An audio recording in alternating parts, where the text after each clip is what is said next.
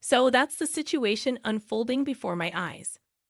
Observing my sister's in-laws' house from a distance, the revelation left me utterly speechless.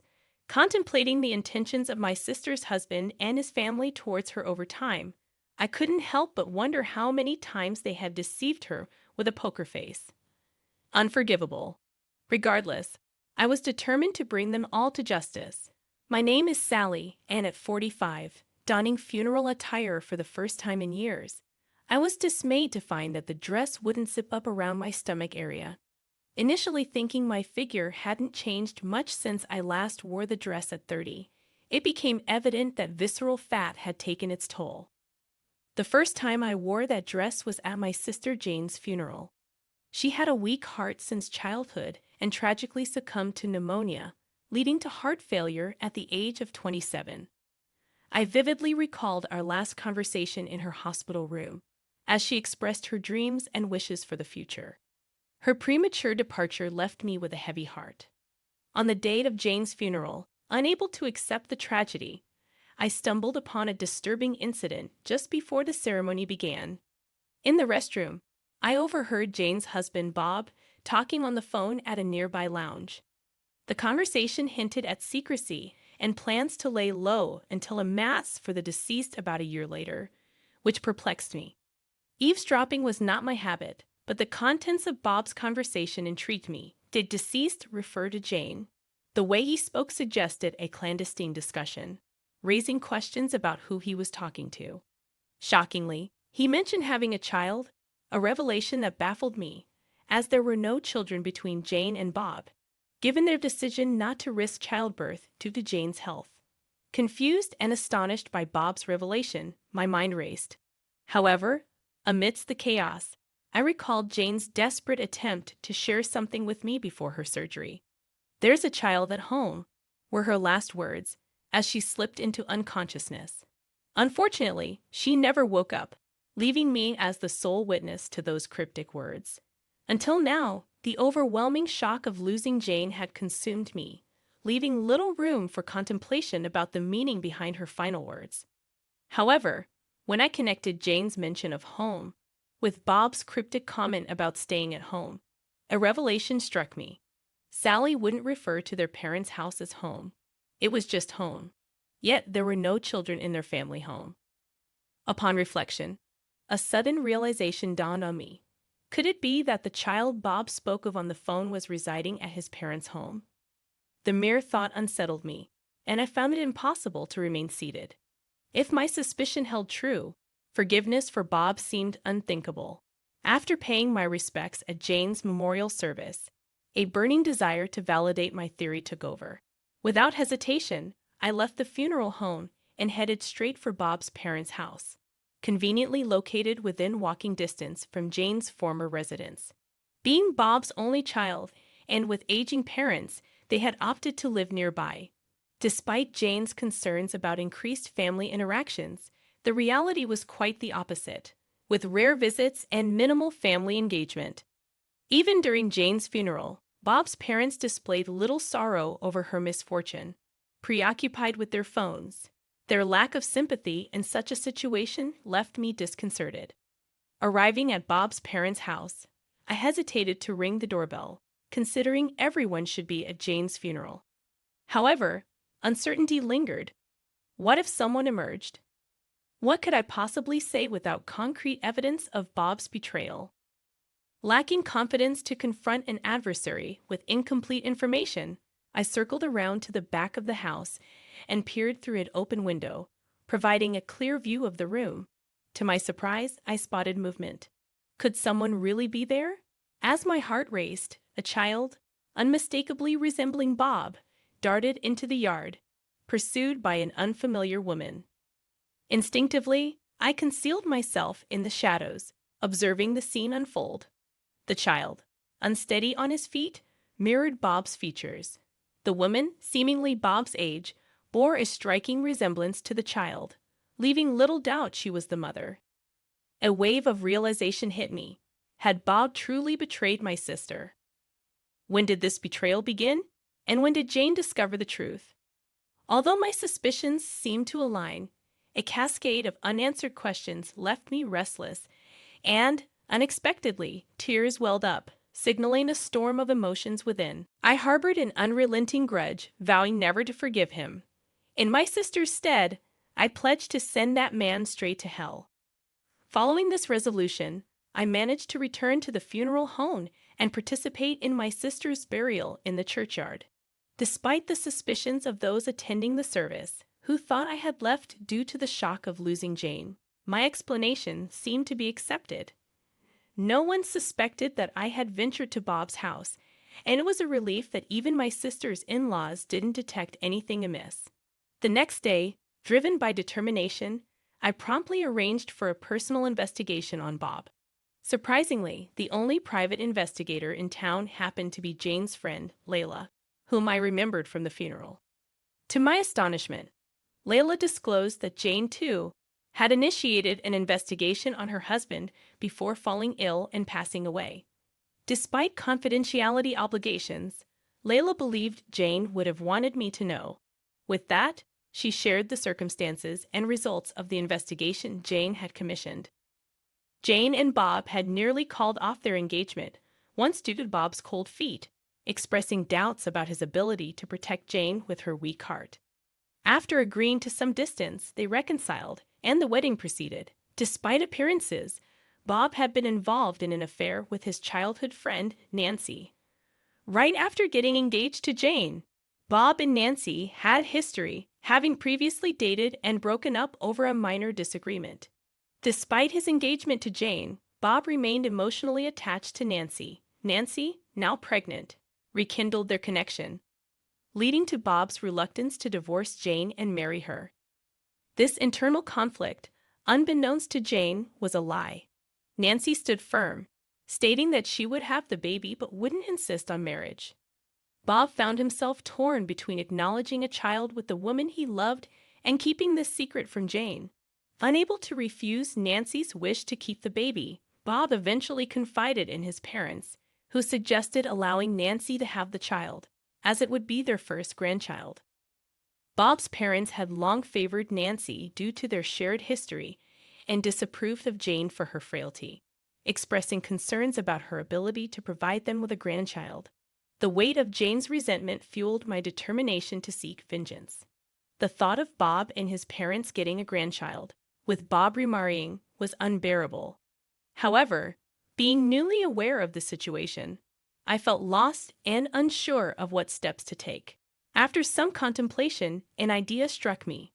I approached Layla, asking if she was proficient with computers. Her affirmative response filled me with hope. The next day, I went to my sister's in-law's home and rang the doorbell. My sister's mother-in-law appeared on the monitor, visibly surprised.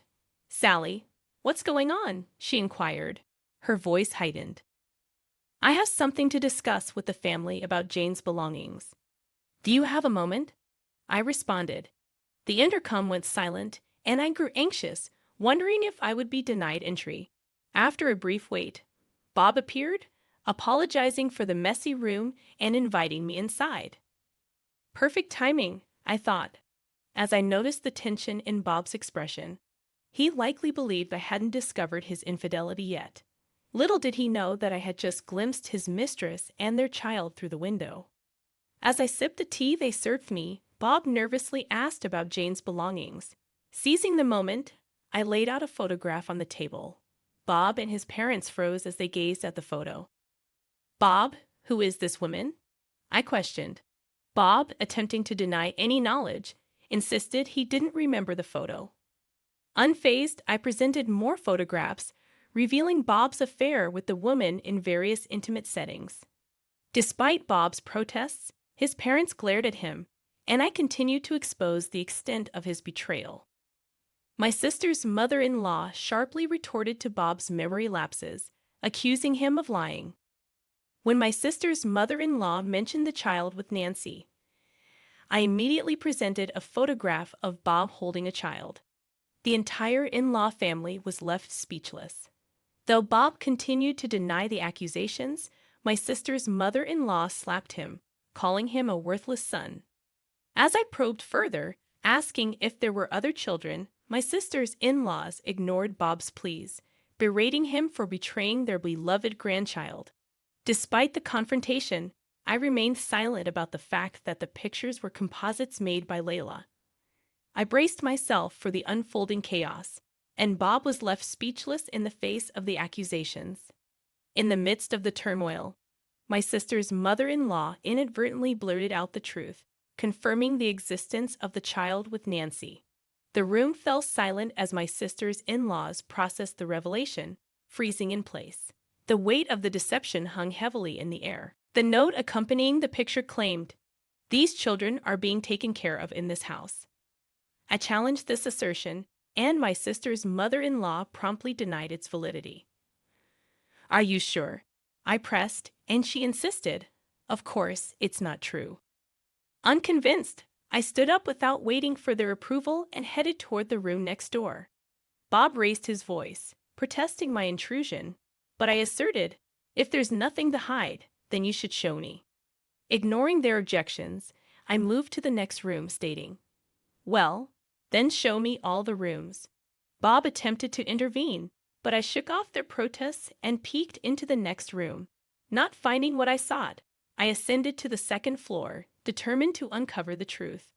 Despite encountering impediments and scraping my knee, the physical discomfort paled in comparison to my sister's pain. Undeterred by my sister's in-laws' attempts to stop me, I reached the second floor and opened the door to a room. To my dismay, there was Nancy and a child sitting on the bed, different from the ones depicted in the picture. Bob turned pale at the sight, and Nancy, puzzled, inquired about the commotion. I confronted Nancy, showing her the doctored photo. Her anger surged, and she crumpled the picture, demanding answers. Bob, attempting to explain, faced Nancy's fury. Seizing the moment, I asserted that Bob had indeed cheated while my sister was still alive. My sister's in-laws were left speechless, holding their heads in the chaos. Nancy confronted Bob, questioning his faithfulness and expressing her disbelief. Bob, too flustered to deny it properly, stumbled over his words, leaving Nancy's suspicions at an all-time high. Though momentarily taken aback by the mention of Photoshop, I stood by my accusations. Nancy, in her justified suspicion, refused to trust Bob any longer. I offered her a grim piece of advice, acknowledging the ruin he had brought upon my sister's life. At my words, Nancy's face stiffened, absorbing the harsh reality of the situation. The revelation of Bob's deceit had left Nancy's life in disarray, mirroring the upheaval that my sister had endured. Observing Nancy's expressions, I recognized that she likely comprehended the gravity of the situation. It became crucial for me to align myself with Nancy, subtly influencing her to believe that we shared a common goal, preventing any happiness for Bob's family or Nancy herself. As Bob desperately tried to win back Nancy's trust, I interjected, highlighting the hypocrisy of his actions. "So you weren't serious about my sister, but you told her you were, even made marriage vows to her. Looks like you really are an untrustworthy man, Bob." Nancy's face darkened, her trust in him wavering as she began to doubt the sincerity of his words. Encouraged by Nancy's skepticism, I continued, emphasizing that genuine commitment meant sticking to one person, regardless of the circumstances. Bob's attempts to explain were futile, and Nancy, tears streaming down her face, decided to end their relationship, declaring, "We should break up, Bob. I don't want to be your convenient woman." As Nancy walked out of the house with her child, leaving Bob's family despondent, I silently celebrated the success of my plan. Later, I compelled Bob to write a legal document severing all family ties and relinquishing any claim to my sister's inheritance. My stern father, having learned the truth, confronted my sister's in-laws, ensuring that not a single penny of my sister's assets would go to Bob. The inheritance was safeguarded, and Bob, with his family, faced the consequences of their actions. The entire neighborhood, having overheard the commotion and revelations, deemed Bob's house cursed, leading him to quit his job and flee the town. 2 months later, Nancy unexpectedly arrived at our family home, seeking forgiveness and making amends for her previous actions. Despite her offering $50,000, we declined the money and insisted it be donated to a children's home where my sister had once worked. Accompanying her to ensure the proper donation, we hoped to bring some good from the unfortunate situation. While Nancy expressed gratitude, I continued to grapple with the loss of my sister, even experiencing mental health challenges. However, I gradually recovered and found solace in working at Layla's detective agency. Layla and I, both having faced significant losses, became close comrades. Over time, I reshaped my view of marriage, recognizing the importance of cherishing moments with loved ones. After 4 years with my partner, we got married last year. The experience of losing my sister during the pandemic reinforced the fragility of life, motivating me to live fully without regrets. In closing, I vow to live vibrantly for both myself and my sister, promising to share all the joys when we reunite. With this commitment, I embarked on a journey to embrace life to the fullest, carrying my sister's memory with me.